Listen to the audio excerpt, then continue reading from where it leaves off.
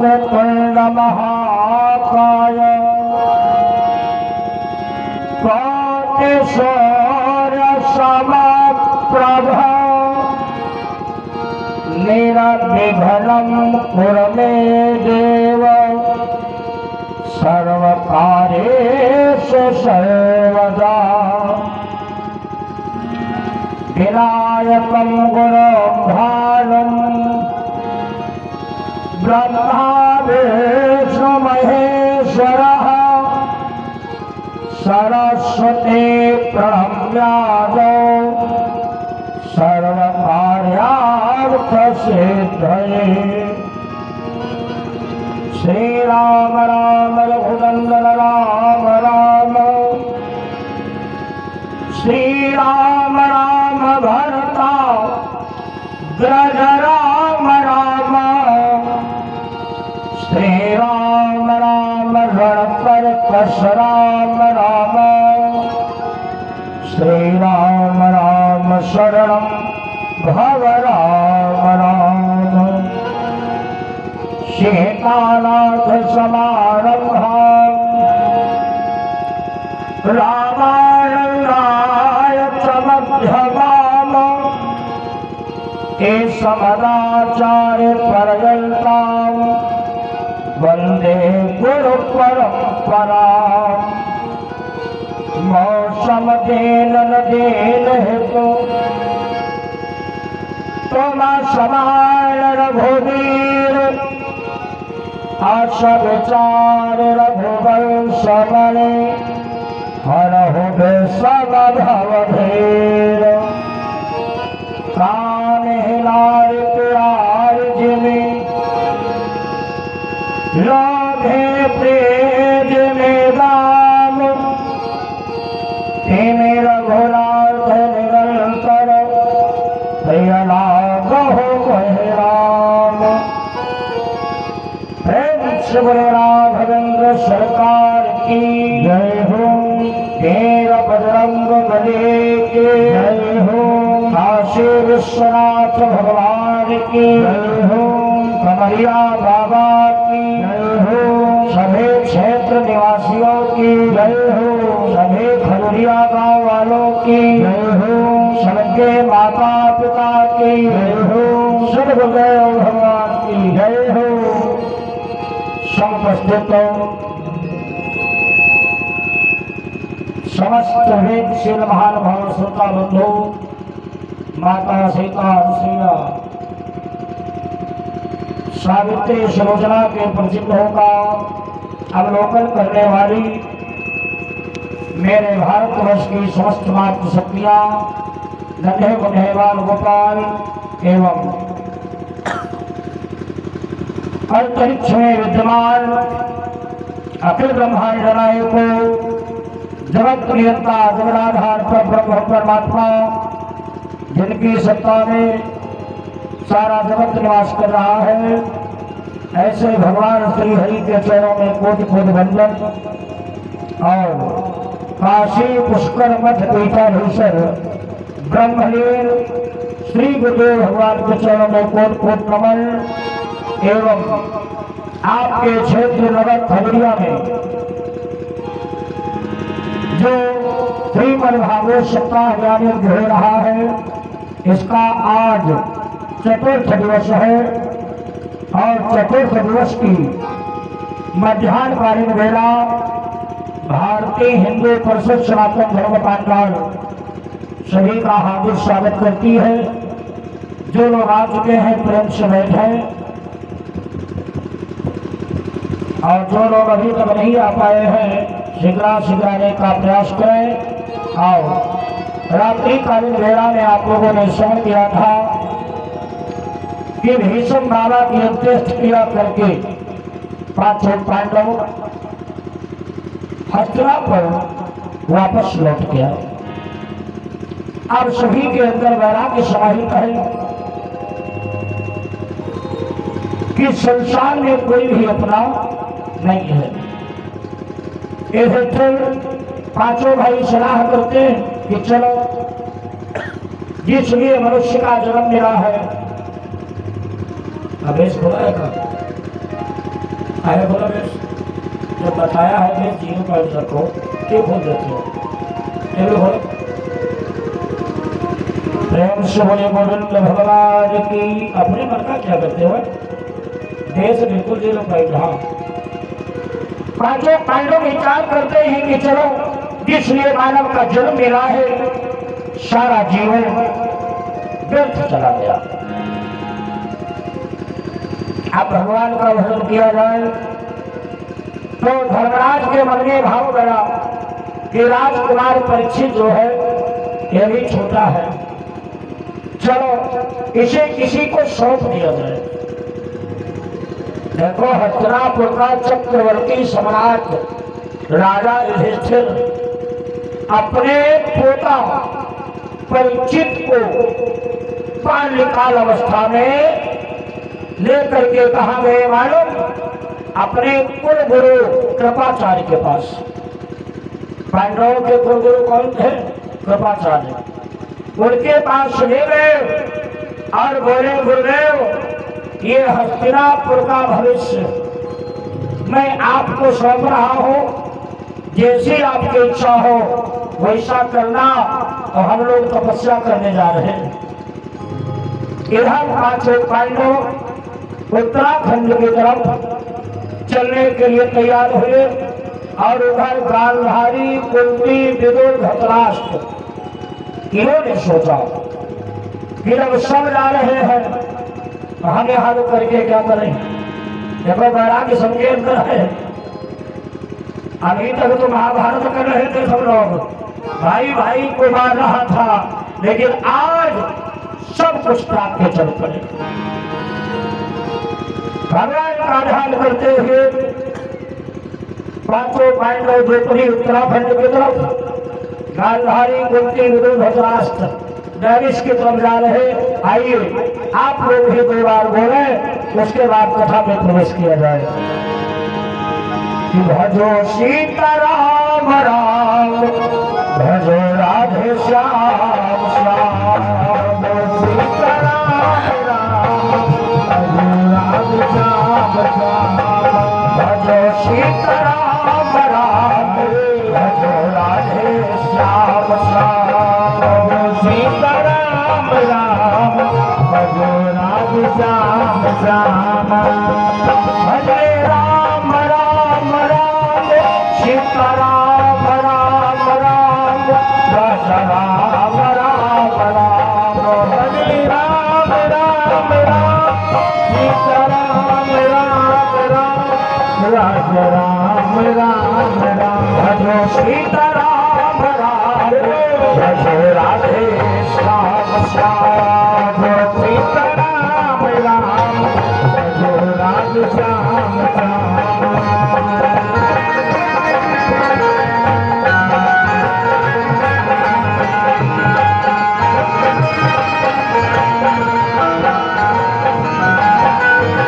राम नाम का सुमिरन करके कर मीरा बाई, राम नाम का सुमिरन करके कर मीरा बाई, कृष्ण नाम का सुमिरन करके कर मीरा बाई, कृष्ण नाम का सुमिरन करके कर मीरा बाई, सुना पढ़ावत गणिका करी गई धरी के सकल कसाई, सुना पढ़ावत गणिका करी गई धरी के सकल कसाई, इसलिए भजो सीताराम राम भजो राधे श्याम श्याम, सीताराम राम भजो राधे श्याम श्याम, भजो सीताराम राम भजो राधे श्याम श्याम, सीताराम राम भजो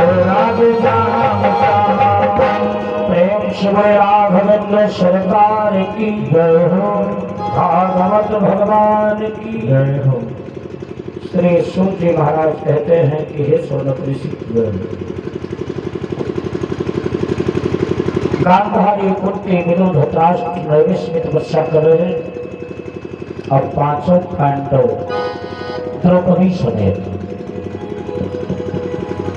उत्तराखंड की तरफ जा रहे थे और जैसे ही बर्फीली चट्टान पर पहुंचे जहां बर्फ था, तो सबसे पहले द्रौपदी का पैर फिसला। द्रौपदी हेवार में धड़ाम से गिरी। भीम ने देखा। भीम बोले, दादा द्रौपदी जा रही है। युधिष्ठिर ने कहा, जाने दो। क्या द्रौपदी साथ में आई थी कि बीच में लही बीच छोटी जई है, अवर का समय को कामल आई है। द्रौपदी बर्फ में गल गई और आगे बढ़े। नकुल सहदेव भी हेवार में गल गए, लेकिन युधिष्ठिर ने पीछे मुड़ करके नहीं देखा। और थोड़ा आगे बढ़े तो अर्जुन भीम हेवार में समा थे। युधिष्ठिर ने पीछे मुड़ के नहीं देखा। विचार किया, अगर मैं पीछे मुड़ के देखता हूं तो मोह जागेगा। मोह सभी व्याधियों की जड़ है। चलते जा रहे हैं, जब काफी दूर निकल गए तो युधिष्ठिर ने पीछे मुड़ करके देखा, एक कुत्ता चलता हुआ आ रहा है। बड़े बड़े कान है कुत्ते के। युधिष्ठिर मुस्कुरा करके बोले, आओ स्वान, जितने मतलबी थे सब छोड़ के चले गए। जीवन के सच्चे साथी तुम ही हो। आगे युधिष्ठिर जहां रुकते हैं कुत्ता भी नहीं जाता। युधिष्ठिर भोजन बनाते हैं, कुत्ते को खिलाते हैं, खुद खाते हैं। सुबह स्नान करते अपने चंदन लगाते हैं, कुत्ते के भी चंदन लगाते हैं। सोबरी कहते हैं धर्मराज है संत, और संत की संगत में जब कोई पहुंच जाता है तो उसका कल्याण हो जाता है। कुत्ता युधिष्ठिर संत की संगत में है और कुत्ते के कानों में 2 किलोरा लगे हैं। अब संत की संगति देखो। जब युधिष्ठिर ने स्नान कराया कुत्ते को तो 2 किलोरा हेवान में गल गए। अगला जन्म राजा का मिला। एक भयो काशी को राजा और एक मकसूदा बाटो राजा।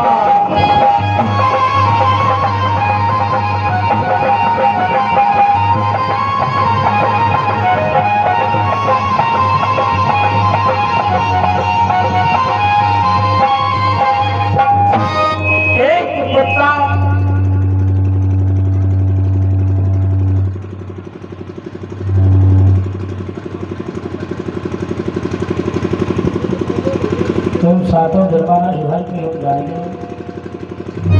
करते आए हैं माई ना हो मां से धारना।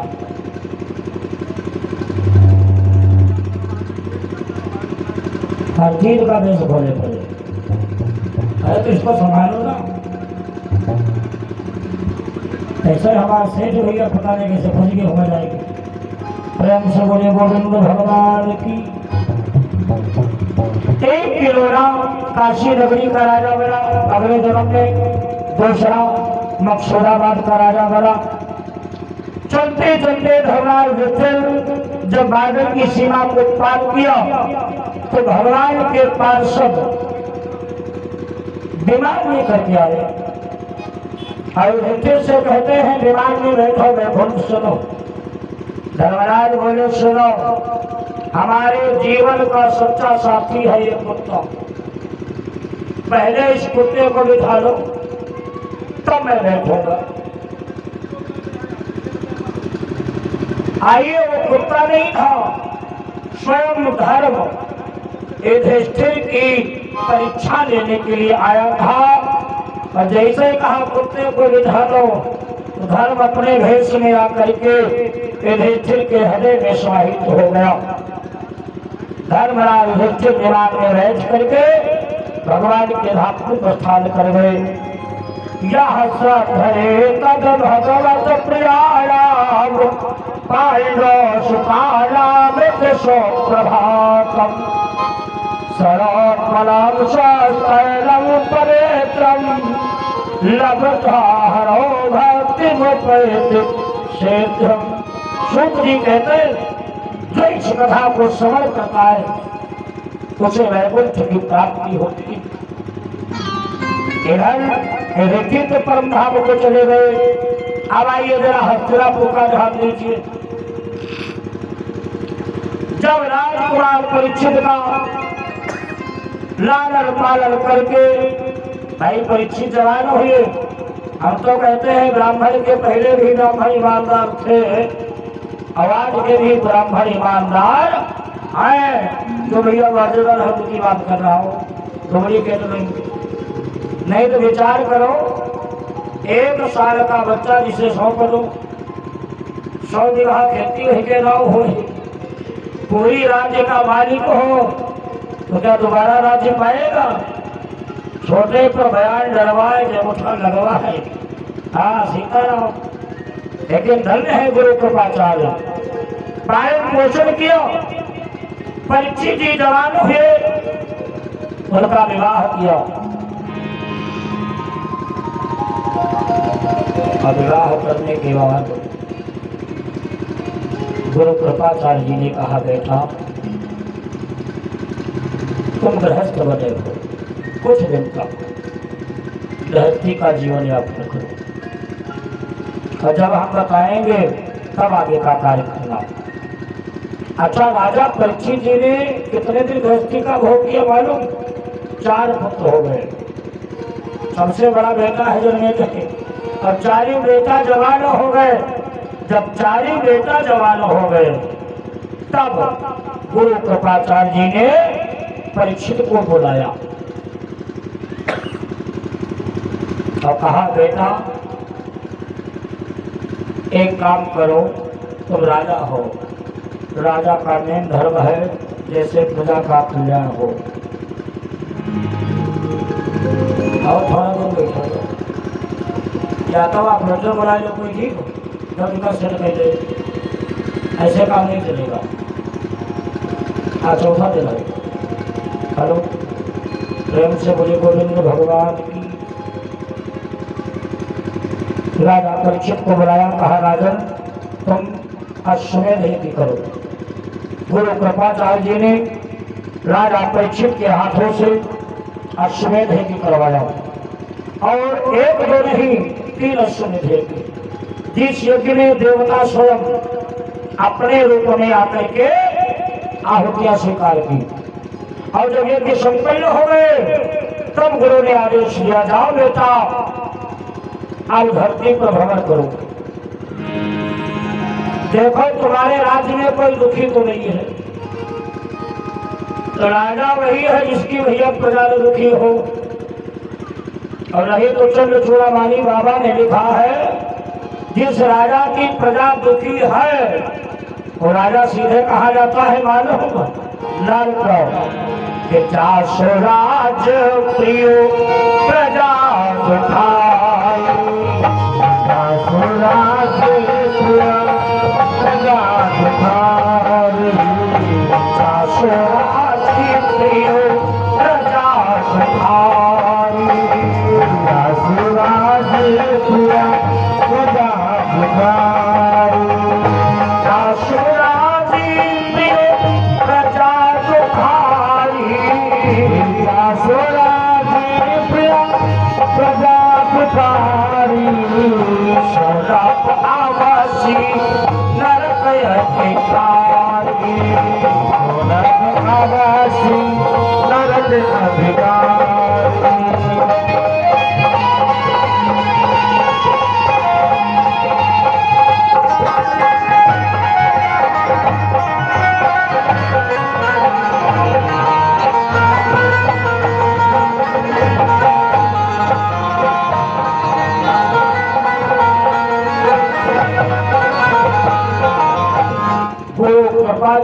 के आदेश पर राजा परीक्षित जी ने रथ तैयार किया और उस रथ में श्याम रंग के 4 घोड़े बचे। अब राजा परीक्षित भ्रमण कर रहे हैं, ध्यान दीजिएगा। लेकिन राधे साहब कीजा क्या लिखते हैं मालूम? राजा परीक्षित शिकार खेलने गया ना। भागवत महाकाल कहती है कि राजा परीक्षित धरती पर भ्रमण कर रहा था कि मेरी प्रजा में कोई दुखी तो नहीं है। और भ्रमण करते करते राजा परीक्षित कहाँ पहुंच गए मालूम? वर्तमान में जिसका नाम है जिला मिर्जापुर, और जिला मिर्जापुर के पहले जंगल पड़ता है विंध्याचल। आप लोगों ने विंध्यवासिनी मैया के दर्शन किए होंगे, गंगा जी के किनारे है कि यदा परीक्षित पुरुषांगले बसत अकले प्रविष्टम निज छात्र वर्तित। राजा परीक्षित जब उसी जंगल में पहुंचे जिसका भागवत जी में नाम आया है कुरुजांगल प्रदेश, और वर्तमान में नाम क्या है? विंध्याचल पर्वत। जैसे वहां गए तो राजा परीक्षित ने क्या देखा? एक काला कलूटा मनुष्य, एक काला कलूटा मनुष्य, हाथ में मूसल है, आगे आगे बैल है, उसके आगे गाय है। जब वो बैल के ऊपर प्रहार करता है तो सारा भूमंडल डगमगाने लगता है। गाय बड़ी जोर चिल्लाती है, तो गाय कौन है? धरती है। और बैल कौन है? स्वयं धर्म है। और काला मनुष्य कौन है? स्वयं कलयुग। कलयुग ने विचार किया अगर धर्म धरती पर बना रहा तो राजा परीक्षित का विनाश नहीं होगा।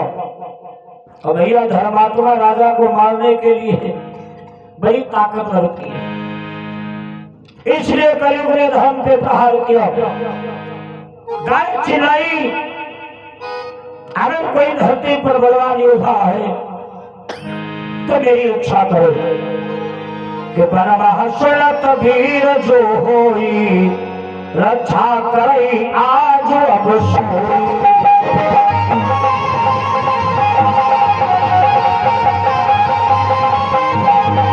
परमहर्षलत वीर जो होई, परमहर्षलत वीर जो होई, परमहर्षलत वीर जो होई रक्षा करई आज अब सोई।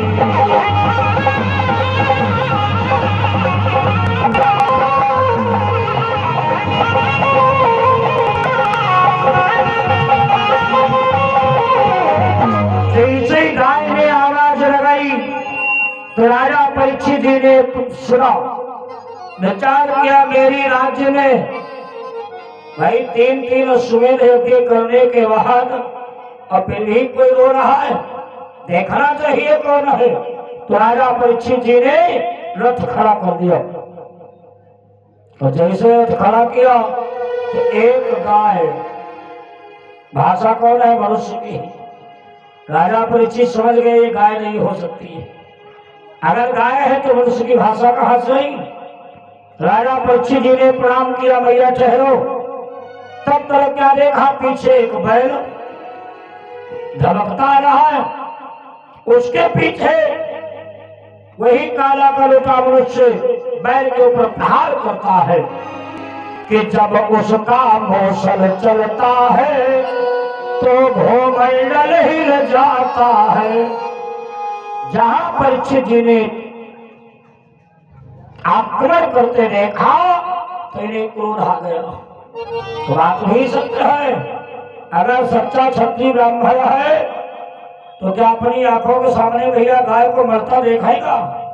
और कसाई मार रहा हो नहीं देखेगा। लेकिन कलयुग में संभव है, ध्यान दीजिए, कलयुग में संभव क्यों है मालूम? ये भैया रुपया जो कुछ कराएगा नहीं, हाँ परीक्षित जी को क्रोध आ गया। उन्होंने नाल से निकाली तलवार, कहा सावधान कि रे मूर्ख पार्थ यदि रहे नहीं तुम्हें पार चरण चित्त जीता है।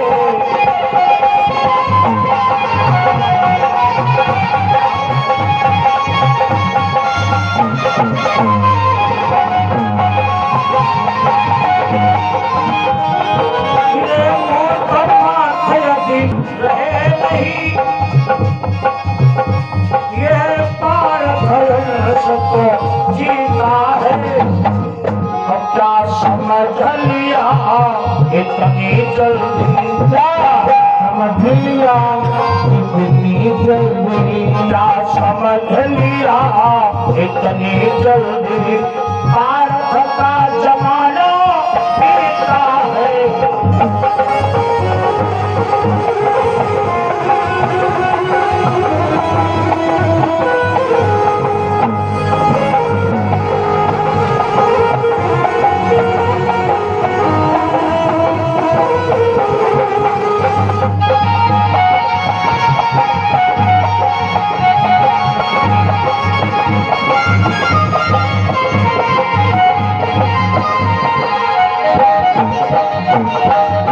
राजा परीक्षित बोले, अरे मेरे बाबा अर्जुन नहीं रहे तो क्या हुआ, अभी उनका पोता मौजूद है।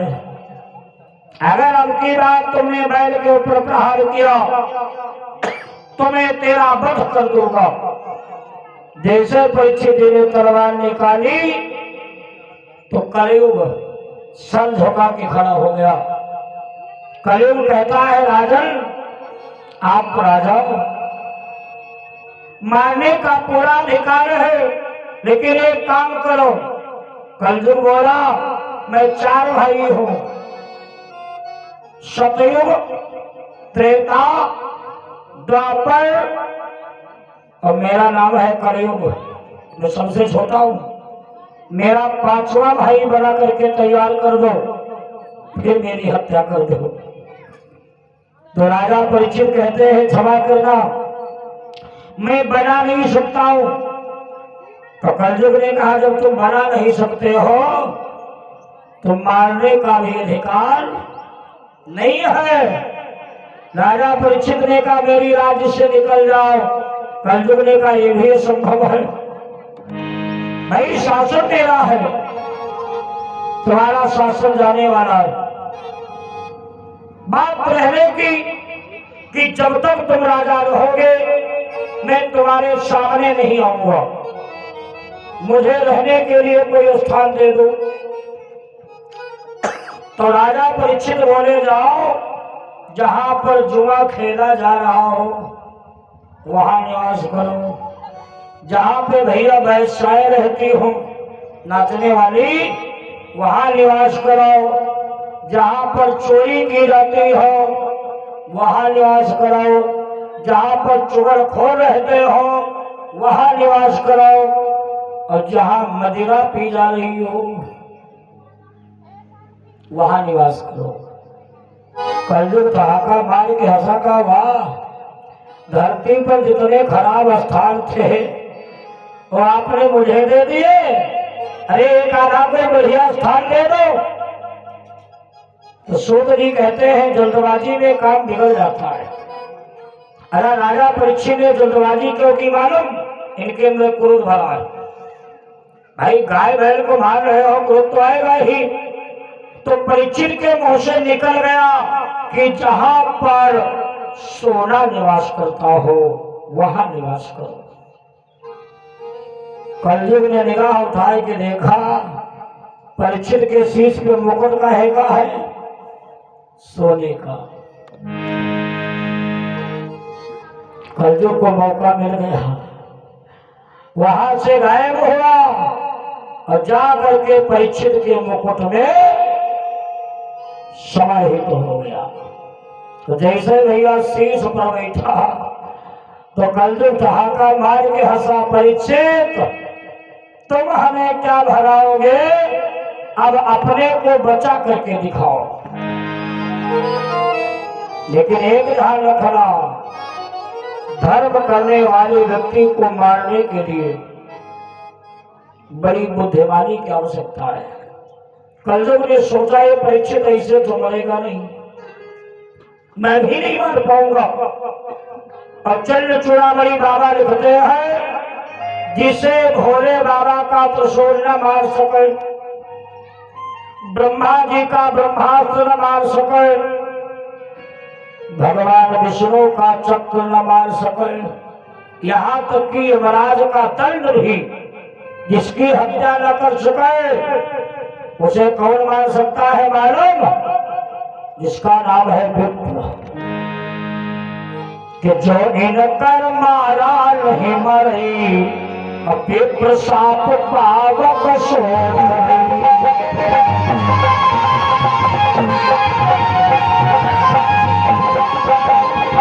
जो इनकर मारा नहीं मरी, जो इनकर मारा नहीं मरी, जो इनकर मारा नहीं मरी, विप्र साप पावक सोई।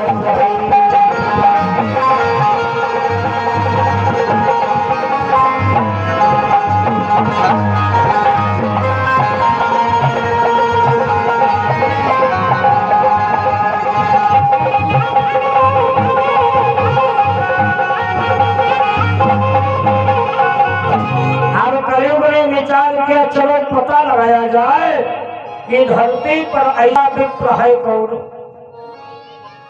हम उनकी बात नहीं भैया कर रहे हैं, ये सेव खाए जाए, संतरा खाए जाए, तो सफेद वाले फलों खाए जाए, मैं उनकी बात नहीं कर रहा हूं। तप बल विप्र सदा बरियारा, और ताके को पल को अधिकार, दंड है जिनकी कोई रक्षा नहीं कर सकता है, ऐसे विप्र। कलयुग ने परीक्षित के अंदर प्यास पैदा कर दी। गर्मी का महीना है, और जब प्यास लगती है तो भैया प्राणी पानी की तरह से पता नहीं कहां तक चला जाए। अब जहां भी परीक्षित जाते हैं, भाई गर्मी का महीना, जेठ की दोपहरी, रेत भरी है, बालू तो दूर से लगता पानी भरा है। जब ज्यादा तेज धूप हो तो रोड पे देखो, यही हाईवे निकला है, यही मालूम होगा आगे रोड पे पानी भरा है, चमक रोड नहीं है। तो जहां भी परीक्षित जाते पानी नहीं मिलता। कल जो परीक्षित को दौड़ाते दौड़ाते एक महात्मा के आश्रम में ले गया, जिन महात्मा का नाम है विभांडक ऋषि, दूसरा नाम है समीक मुनि, तीसरा नाम है लोमस ऋषि। महात्मा एक ही है, नाम तीन है। तो विभांडक ऋषि के आश्रम में जो कलयुग ले गया परीक्षित को, विभांडक ऋषि जो है ये भगवान के ध्यान में बैठे थे, समाधि लगाए, और इनके जितने चेला थे वो सब स्नान करने गए थे। तो कलयुग ने भाव पैदा कर दिया परीक्षित के अंदर कि ये महात्मा बड़ा घमंडी है। भाई मैं कोई हमारी राजा नहीं हूं, जो ये बाबा हमसे बोलना नहीं चाहता, हमें देखना नहीं चाहता, मैं कोई निर्वंशी नहीं हूं, मैं कोई कंजूस नहीं हूं। ये भाव कलयुग के हैं, परीक्षित के नहीं है। इसलिए मैं अपमान का बदला लूंगा। कलयुग की माया देखो, एक मरा हुआ तक्षक दिखाई दे गया, एक गावा सो कलयुग रहा है। परीक्षित जी ने धनुष पे टांगा उस तक्षक को, जैसे महात्मा के गले में पिन्हाया तो कलयुग ठहाका मार के हंसा, राजन अब तुम्हें कोई नहीं बचा सकता है। इतनी क्रिया करवाने के बाद परीक्षित रथ में बैठे और कलयुग ने सीधे महल भेज दिया। और जहां महल में राजा परीक्षित ने अपना मुकुट उतारा, है बुद्धि विवेक अपने स्थान पर आ गए। तब परीक्षित जी को ध्यान आया, ये मैंने क्या किया, लेकिन अब पछताए हो तो क्या। कभी लिखता है कि काबर सा जब